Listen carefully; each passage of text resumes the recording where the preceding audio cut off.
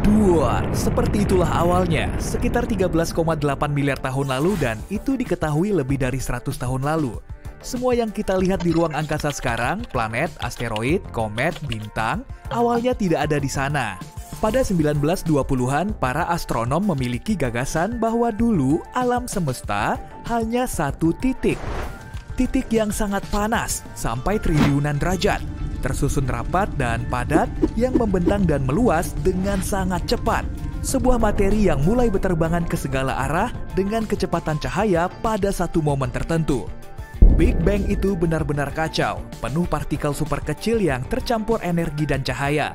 Ya, kacau sekali. Tapi tetap saja, dalam menit pertama setelah Big Bang, cikal bakal dari semua yang akan muncul nantinya hampir selesai. Suhunya panas hanya pada saat ledakan dahsyat ini. Begitu perluasan dimulai, alam semesta mulai mendingin.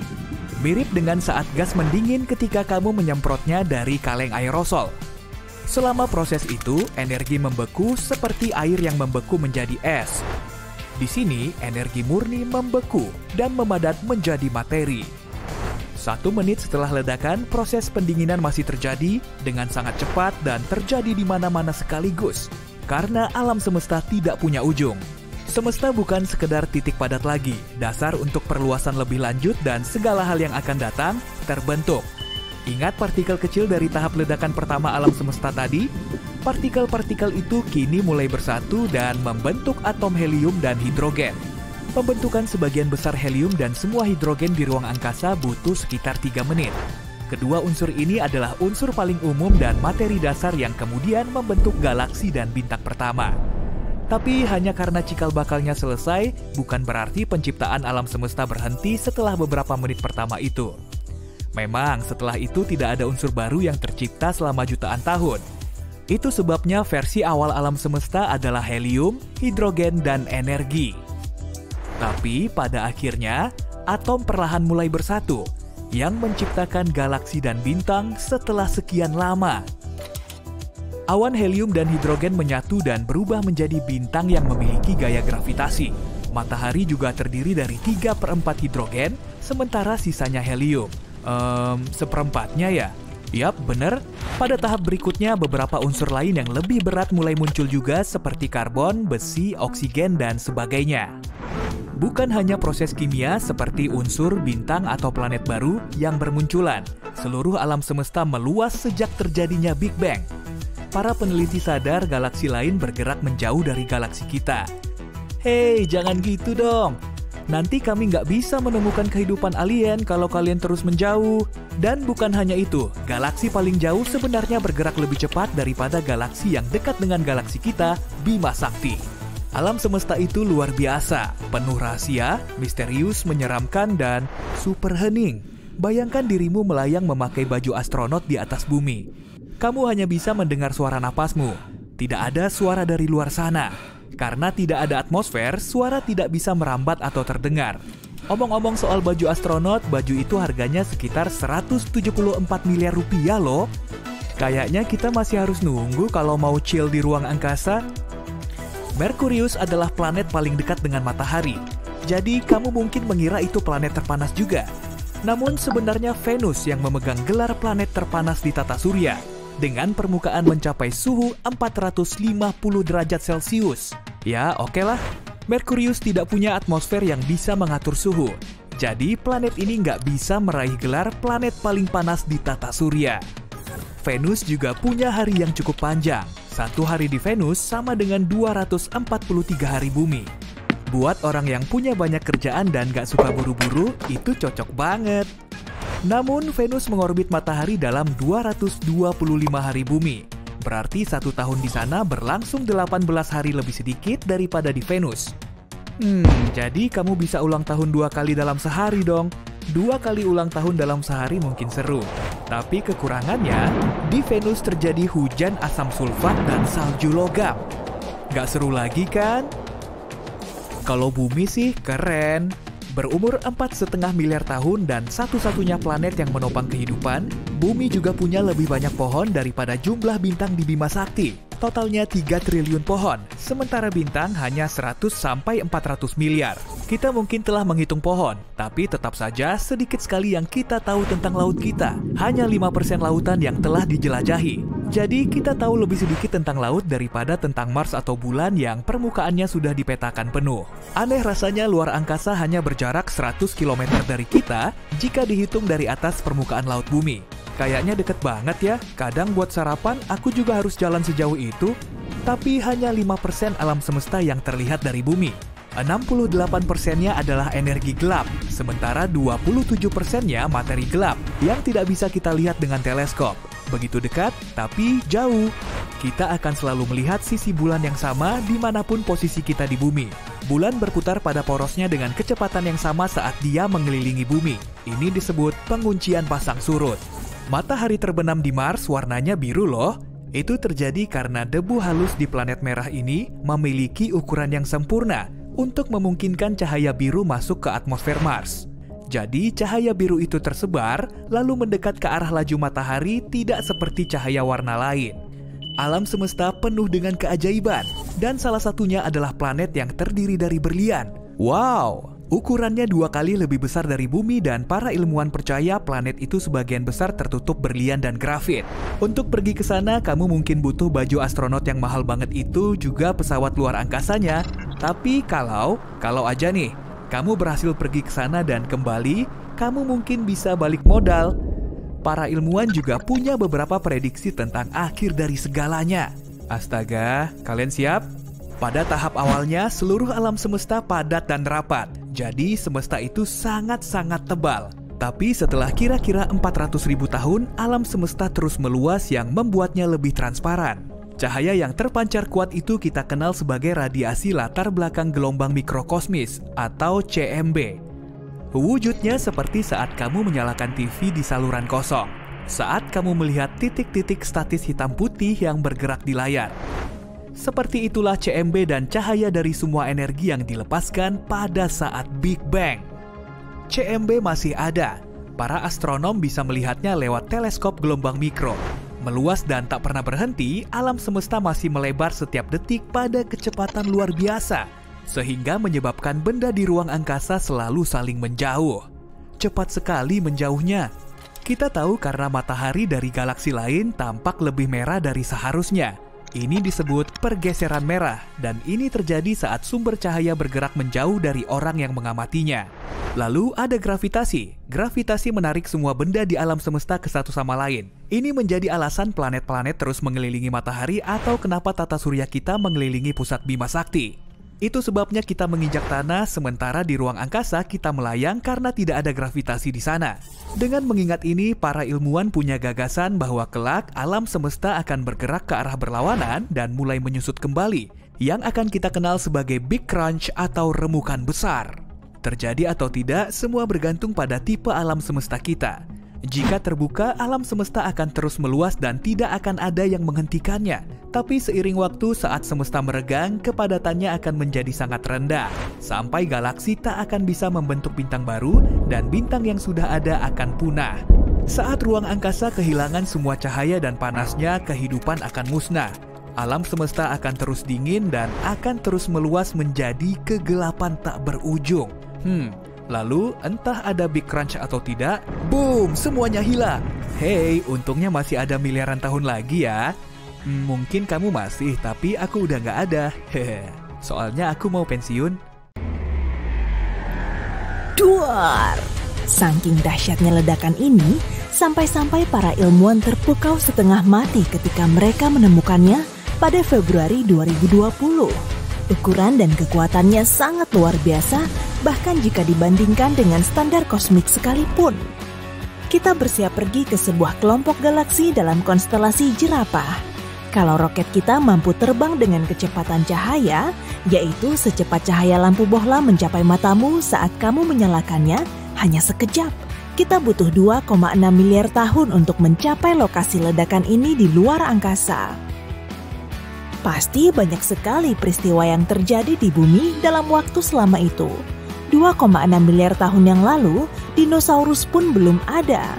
Makhluk hidup primordial baru saja meninggalkan lautan dan menuju daratan.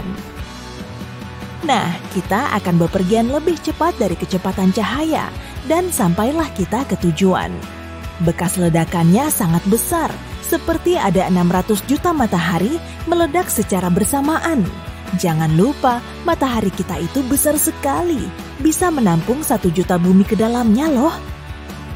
Faktanya, 99,8% dari seluruh isi sistem tata surya kita adalah matahari. Sisa 0,2%-nya adalah planet, bulan, asteroid, dan benda kosmik lainnya yang melayang di sekeliling matahari. Dan serunya lagi, ledakan ini berlangsung selama 100 juta tahun.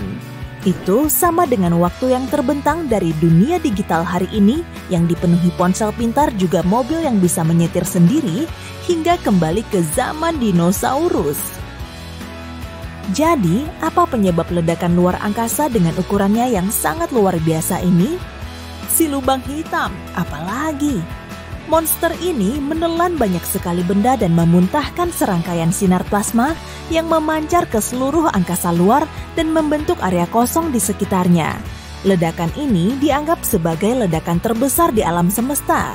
Tapi, cepat atau lambat, pasti akan ada yang mengalahkannya. Kita menuju gugusan galaksi lainnya. Yang satu ini dijuluki Ophiuchus. Satu ledakan di sini 5 kali lebih kuat dibanding ledakan yang terjadi di konstelasi jerapah. Saking besarnya, kamu bisa dengan mudah menjajarkan 15 galaksi Bima Sakti di area ledakannya. Ingat, galaksi kita itu diameternya 100.000 tahun cahaya dan menjadi rumah bagi 200 miliar bintang. Iya, wah, adalah kata yang tepat. Ini merupakan ledakan luar angkasa yang terbesar sejak Big Bang yang memulai segala sesuatunya 13,8 miliar tahun yang lalu. Jadi, apa sumber ledakan ini? Untuk menjawabnya, kita perlu analogi sederhana. Layaknya di bumi, luar angkasa juga punya kota megapolitannya sendiri. Kota New York dan Tokyo versi luar angkasa ini sangat besar. Dan ungkapan itu juga masih kurang tepat. Namanya juga usaha, ya kan? Secara resmi, kota-kota dalam analogi ini dinamakan supercluster galaksi. Di pusat salah satu galaksi yang paling besar, kamu akan menemukan lubang hitam supermasif. Saat ini, para ilmuwan masih belum banyak mengetahui tentang benda ini. Tapi, teori yang beredar mengatakan kalau lubang hitam ini pada dasarnya adalah sekumpulan benda atau materi yang termampatkan ke dalam titik yang super duper kecil hingga sulit diukur. Iya, memang ribet sih. Sederhananya, seperti mengecilkan bumi kita hingga seukuran 1 butir beras, tapi beratnya masih tetap sama, tidak berubah. Semua benda yang ada di lubang hitam itu benar-benar menyusut bersamaan. Jadi, lebih banyak materi berarti gravitasinya makin kuat. Artinya, tarikan lubang tersebut sangat kuat sehingga tak ada yang bisa lolos. Bahkan cahaya pun tidak dapat melewatinya. Karena itulah namanya lubang hitam. Lucunya, kita malah tidak bisa melihatnya dengan mata telanjang. Lubang hitam tidak bercahaya atau memantulkan cahaya. Langsung dilahap seperti saat kamu makan spaghetti. Ngebayangin spaghetti jadi lapar. Oke, kembali ke benda langit super besar yang meledak tadi.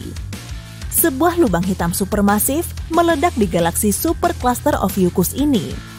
Alih-alih menelan semua benda yang ada di sekitarnya seperti layaknya lubang hitam biasa, monster ini malah memuntahkan semuanya.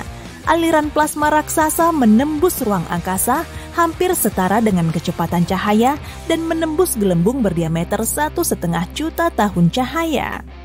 Setiap 1/1000 detik, rasanya seperti ada 20 miliar megaton TNT meledak. Dan monster ini melakukannya selama 240 juta tahun. Tapi sekarang, biarkan aku menarik perhatianmu pada benda terberat di Bima Sakti. Yang paling tangguh di galaksi kita, lubang hitam supermasif yang disebut Sagittarius A*. Massa benda ini adalah 4 juta kali massa matahari. Kamu pasti akan menyukai fakta ini.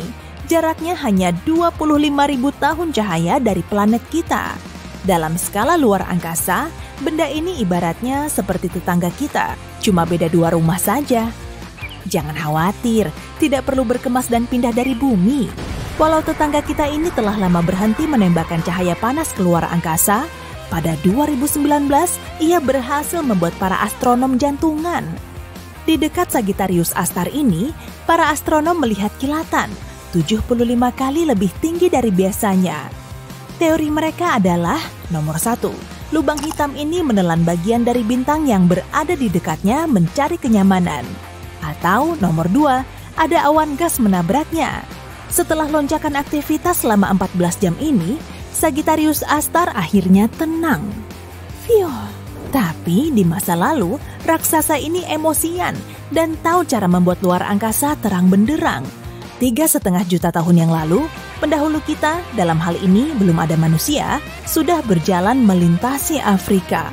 Dengan polosnya, mereka tidak menyadari bencana alam sedang terjadi jauh di langit di atas mereka. Peristiwa itu tampak seperti mercusuar yang tiba-tiba menyala dan menembakkan 2 sinar berbentuk kerucut. Semuanya dipicu oleh awan hidrogen 100.000 kali lebih besar dari matahari. Awan itu terlalu dekat dan Sagittarius A* pun bereaksi.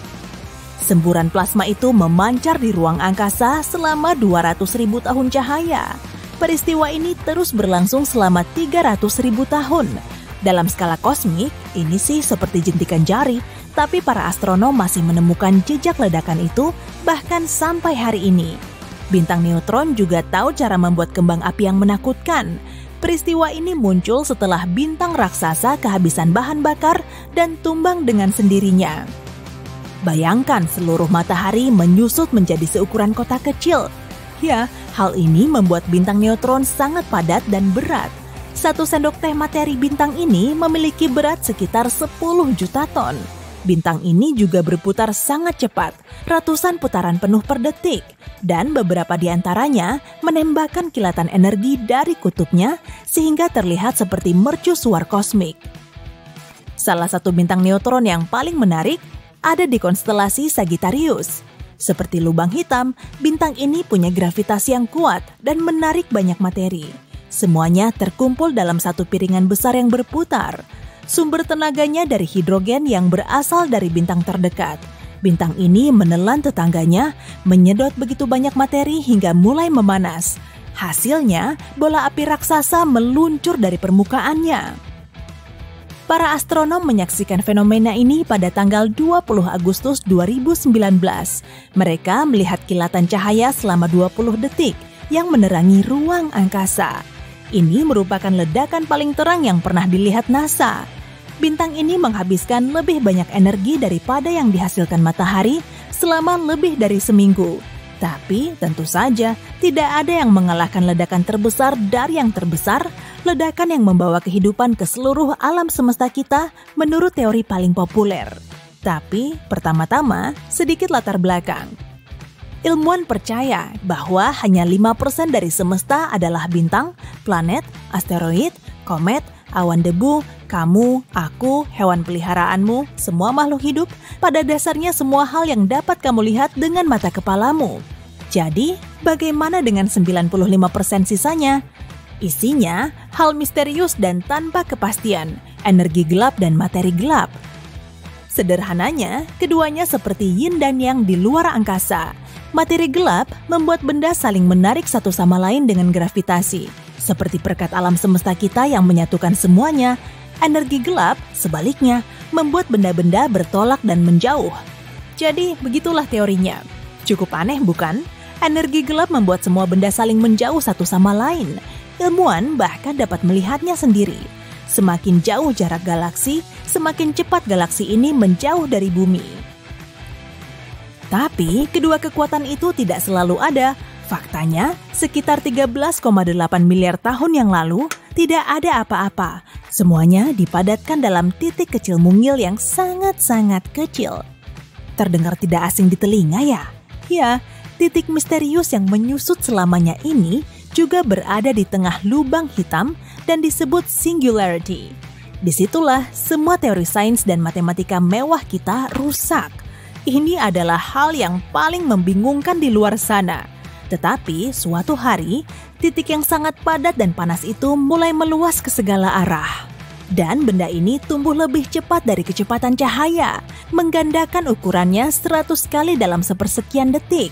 Jika kamu ingin lebih spesifik, itu adalah 1/100 dari 1/1 miliar dari 1/1 triliun dari 1/1 triliun detik. Ya, semakin lama waktu berlalu, semakin cepat dan besar pertumbuhannya. Dan benda ini terus berkembang seperti meniup balon yang tidak pernah meletus. Ilmuwan menamakan ekspansi ini Big Bang. Lubang hitam mengoyak bintang-bintang raksasa. Bintang pulsar berputar luar biasa cepat dan memancarkan energi yang kuat. Nebula warna-warni dengan kembang api bintang yang baru. Galaksi dengan berbagai warna dan ukuran. Semua ini ditemukan dalam jagat raya kita. Tapi jagat raya tidaklah tanpa batas. Semesta punya batas, semacam dinding, dan di luarnya ada ketiadaan mutlak. Saat ini kita akan mengadakan perjalanan menuju dinding itu. Tapi pertama-tama, alam semesta kita seperti boneka Matryoshka. Kalau kamu membukanya, ada yang lebih kecil di dalamnya, yaitu galaksi. Di dalam galaksi ada boneka yang lebih kecil lagi, yakni tata surya kita, dan boneka terkecil adalah bumi. Masing-masing boneka ini punya batas yang akan kita lewati. Untuk itu, kita butuh pesawat antariksa yang besar. Pesawat ini juga harus bisa bergerak 100 kali lebih cepat dari kecepatan cahaya. Kamu memasuki pesawat dan menyalakan mesinnya. 100 km di atas permukaan laut adalah perbatasan pertama kita. Itu 10 kali lipat ketinggian terbang pesawat penumpang. Titik ini disebut garis Kármán. Garis ini memisahkan atmosfer bumi dengan luar angkasa. Sekarang kita terbang lebih jauh menuju tepi tata surya. Kita menyalakan mode hyperdrive dan terbang melintasi Mars, Jupiter, Saturnus, Uranus, dan Neptunus. Kita menempuh jarak 100 unit astronomi. 1 UA setara jarak dari bumi ke matahari. Dan inilah batas tata surya kita, heliosfer. Di sini, kecepatan angin surya turun dengan cepat. Pertama, angin turun dari 1.000.000 km per jam menjadi setara kecepatan suara. Lalu ada lapisan yang disebut heliopause. Disinilah angin surya hampir lenyap. Lalu, pesawat kita mengalami gelombang haluan. Disinilah kita merasakan angin antar bintang yang bertabrakan dengan batas tata surya kita. Saat melewati batas ini, kamu berada dalam kegelapan ruang antar bintang. Dan di sini, kamu bisa menemukan 2 objek buatan manusia yang melakukan perjalanan ini untuk pertama kalinya dalam sejarah, Voyager 1 dan Voyager 2. Voyager 1 melintasi perbatasan itu pada tahun 2004. Voyager 2 melakukannya di tahun 2007. Probe antariksa ini mengungkap bentuk heliosfer tidak bulat sempurna di sekeliling matahari. Batas selatannya 10 UA lebih dekat ke matahari dibanding batas utaranya. Nah, kita sedang bergerak di ruang antar bintang dan akan segera mendekati dinding batu di sekeliling tata surya kita. 200.000 UA ke depan, dan inilah dia. Dinding batu ini adalah awan Oort. Sebenarnya, ini adalah kumpulan asteroid yang mengelilingi dunia kita. Para ilmuwan berspekulasi awan Oort mungkin adalah sumber komet dan meteorit yang jatuh ke bumi. Tapi batuannya sangat jarang sehingga kita bisa terbang dengan mudah di sela-selanya. Sekarang kita berada dalam kegelapan total. Lebar Bima Sakti sekitar 106.000 tahun cahaya. Akan butuh miliaran tahun untuk menempuh jarak itu dengan roket konvensional. Tapi kamu terbang dengan kecepatan maksimal. Dengan piawai, kamu melewati berbagai bintang dan planet seolah-olah berada di arena balap. Dan dalam beberapa menit kamu sampai di tepi galaksi kita. Tidak ada lagi angin antar bintang. Yang kamu lihat hanya titik-titik terang di kejauhan. Titik-titik ini adalah galaksi besar. Kita harus melihat peta untuk membuat rute ke ujung alam semesta. Kamu ada di sini, di dekat galaksi Bima Sakti. Ini adalah bagian dari gugusan galaksi yang dinamakan Super Gugus Laniakea. Objek raksasa ini seperti jalan kecil di kota besar. Kalau diperkecil, kita akan melihat Super Gugus Centaurus Hydra. Ribuan galaksi di peta tampak seperti titik-titik kecil. Zoom out sampai maksimal. Inilah alam semesta kita yang bisa diamati. Kita mengira alam semesta tanpa batas, tapi kita mungkin punya bukti bahwa alam semesta ada batasnya. Di sini, 10 miliar tahun cahaya jauhnya dari rumah kita. Meski kamu bepergian dengan kecepatan cahaya, perjalanan ke sana akan butuh waktu 2 kali lebih lama dibanding umur planet kita. Selama masa itu, matahari akan memudar atau meledak seperti supernova, menghancurkan seluruh tata surya kita. Dan kalau kamu bisa berumur sepanjang itu lalu kamu pulang, kamu tidak akan bisa melihat galaksi kita lagi. Galaksi kita sudah lama bertabrakan dengan Andromeda dan telah melebur menjadi satu objek kosmik besar. Untunglah pesawatmu bisa membelokkan ruang waktu, sehingga perjalanan ini hanya butuh waktu beberapa detik saja. Boom! Selamat, kamu sampai di tujuan. yaitu Eridanus Super Void. Sebagian ilmuwan percaya lokasi ini adalah bukti tabrakan alam semesta kita dengan objek cukup besar sehingga meninggalkan bekas seluas itu. Eridanus Super Void adalah ruang kosong dan dingin seluas 1 miliar tahun cahaya. Jika kamu membayangkan ruang hampa ini sebagai cangkir, maka cangkir itu paling tidak bisa menampung 10.000 galaksi. Dan ruang ini muncul setelah kecelakaan berskala raksasa. Objek yang menabrak alam semesta kita adalah alam semesta lain. Ya, alam semesta lain mungkin saja ada. Bayangkan seluruh alam semesta kita sebagai gelembung raksasa yang berisi semua gugusan galaksi dalam alam semesta yang bisa diamati. Mungkin jumlah gelembung seperti itu tak terbatas dan mungkin saja terbentuk selama Big Bang. Alam semesta ini mungkin berbeda dengan alam semesta kita. Semesta itu mungkin punya galaksi dan nebula lain. Tapi gelembung-gelembung ini juga mungkin saja semesta paralel. Ini artinya kalau kamu lebih memilih sereal daripada oatmeal di pagi hari, di alam semesta lain mungkin kembaranmu akan memilih oatmeal. Tiap pilihan yang kamu ambil punya konsekuensi yang sama sekali berbeda di dunia paralel. Dan karena jumlah serta pilihannya tak terbatas, jumlah semesta paralel bisa tak terhingga. Jadi seperti gelembung biasa, alam semesta kita punya dinding di dekat Eridanus Super Void. Dahulu kala, sebuah gelembung lain melayang melewati gelembung kita. Saat saling mendekat, medan gravitasi keduanya mulai berinteraksi. Dinding batas kita mulai berubah bentuk dan tertarik ke arah alam semesta lain. Hal yang sama juga berlaku di seberang sana. Lalu dinding kedua alam semesta ini bersentuhan. Tapi saat gelembung bergerak, koneksi tadi mulai putus. Dan semesta lain mengoyak sepotong besar alam semesta kita. Ruang hampa dingin terbentuk di lokasi tabrakan. Dan itulah Eridanus Super Void. Masalahnya adalah alam semesta tampak sama bagi pengamat dari manapun sudut pandangnya.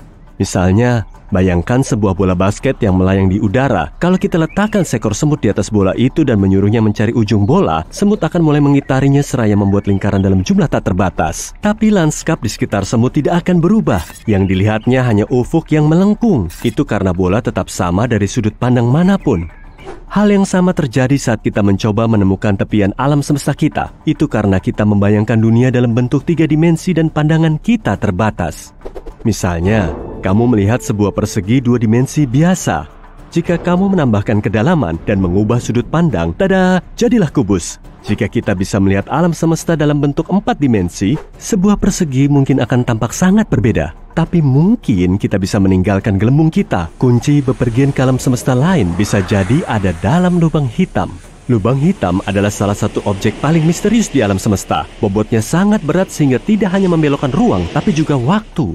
Ini seolah kita meletakkan batu besar di atas jaring. Jaring akan mengendur dan makin kamu mendekati batu, makin dalam lengkungannya. Begitu berada dalam medan gravitasi lubang hitam, kamu tidak akan bisa meninggalkannya. Kita masih belum tahu apa sebenarnya yang berada di pusat lubang hitam. Beberapa ilmuwan berspekulasi bahwa lubang putih juga ada. Secara teori, seharusnya lubang putih terbentuk bersama lubang hitam. Sesuai namanya, lubang putih sangat berlawanan dengan lubang hitam. Tidak ada yang bisa mendekati lubang putih. Saat ini belum ada data tentang objek seperti itu, tapi teori relativitas umum menyatakan lubang putih memang ada. Ada juga teori bahwa lubang hitam adalah lorong menuju alam semesta lain. Saat memasuki lubang hitam, kamu bisa keluar di sisi lain melalui horizon peristiwa lubang putih. Jadi kamu melewati perbatasan alam semesta dan mendapati dirimu berada di dunia yang sama sekali berbeda. Tapi kita mungkin punya bukti bahwa lubang putih itu ada. Di tahun 2006, para ilmuwan menemukan semburan energi di suatu tempat sejauh 1,6 miliar tahun cahaya dari bumi. Semburan ini unik, tidak seperti ledakan supernova atau menyatunya 2 lubang hitam. Beberapa astronom percaya itu adalah peristiwa lahirnya lubang putih. Tapi karena tidak stabil, semburan itu segera hancur. Proses ini serupa dengan peristiwa terbentuknya seluruh alam semesta, Big Bang. Maka, ilmuwan menamakannya Little Bang.